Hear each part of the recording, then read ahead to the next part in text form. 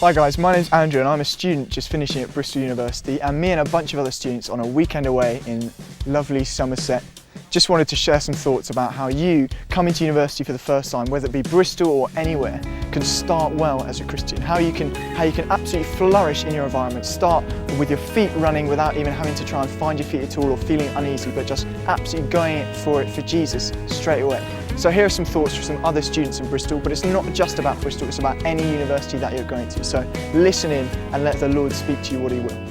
It's strange. I think I'd built up that it was going to be awful. I kind of like Freshers Week, oh my gosh, and it really wasn't as bad or as alarming as I thought it was. No, I'd say be excited.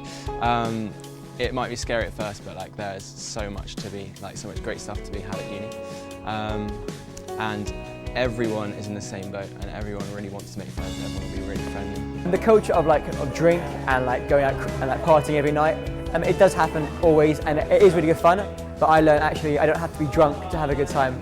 I don't have to be off my face and go clubbing, and I can actually enjoy it when I'm not drunk.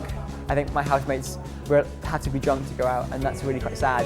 And actually when they see me having a good time with them and they know that I've had one drink, if that, I think that shows quite a lot that actually I'm here because I'm enjoying dancing, having fun with them, and not just getting kind of really drunk.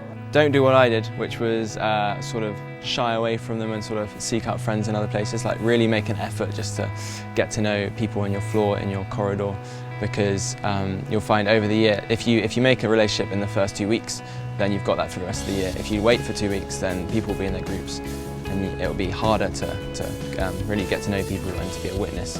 So often we're known, aren't we, by what we don't do. So we're known, oh, if you don't swear, you don't drink, you don't do this, you don't do that. But actually, flip it around and hey, Jesus was known because He was so radical and He loved so much.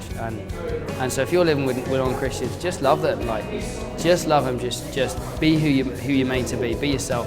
And they'll come and ask you questions. When I went in, it's quite easy to be like, I want everyone to know that I'm a Christian, and like little things of washing up or staying with the person who's drunk, like staying up with them. Like those little things, slowly people start to notice, and then they will start to ask you about your faith, which is good and makes it easier. You'll definitely get the whole, oh, you don't have sex, or oh, you don't drink every night, or to this extent. And the biggest challenge is being honest. And when you get to university, I found that people are exploring. They're not just, they're exploring drink and exploring, of course, sex and, the wildlife, but they're also exploring deeper issues, spiritual issues, and world issues. So the CU do a great thing called the Church Search, which will happen, I think, the first Saturday, or after the week you've been there, it'll be a Saturday, and they'll have a load of representatives from churches with good student communities have a thing to say about each one of them, and then the next day on the Sunday you can go and try out which ones you like.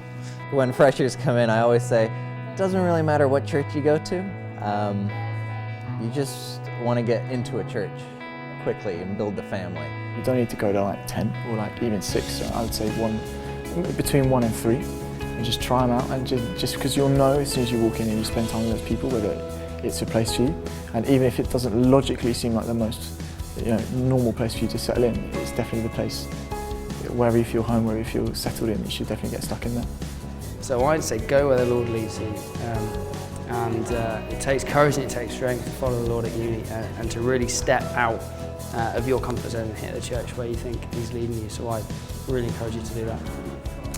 I think in a church it's so important to get involved big time. Like people can go to a church for years and not really do anything other than the services on Sunday, but as a student I think it's quite vital actually that you get involved straight away, like with community work, with small groups, with the prayer ministry team, the welcome desk, anything like that, just to feel at home and get your family sorted. Everyone always struggles to identify what kind of balance they need in first year because it's such a transition from A-levels or college. So I'd say just put first Jesus, and then if you fail exams, who cares? You're still going to get to heaven, aren't you?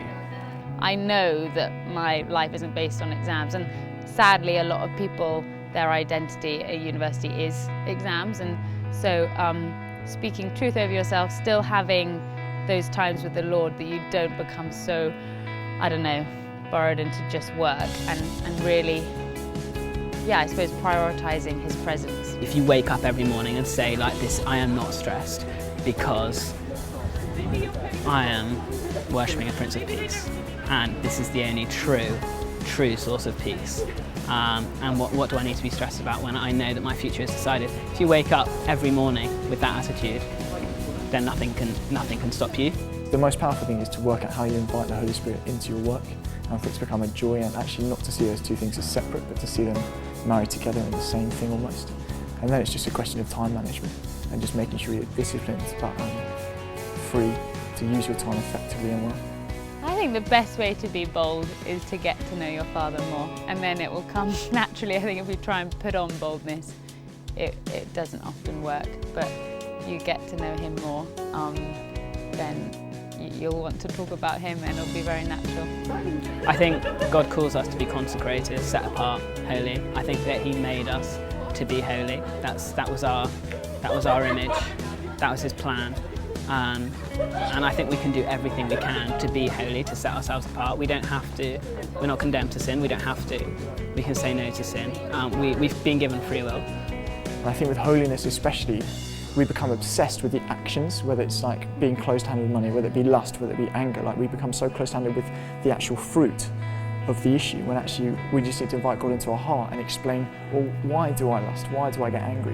Why do I tend towards unholiness? Because that's where the issue is. But when we do target the heart, we have to then trust that God will change our actions. But it always happens. He's faithful, and our actions come from our heart. So in my second year, 3 girls I lived with, all quite party people. They used to go out a lot and I didn't really enjoy going out. So I used to stay in the house and just turn worship music on really loud and dance like crazy and just have so much fun. And Jesus was just, yeah, he just showed me that it was so much fun just to spend time with him.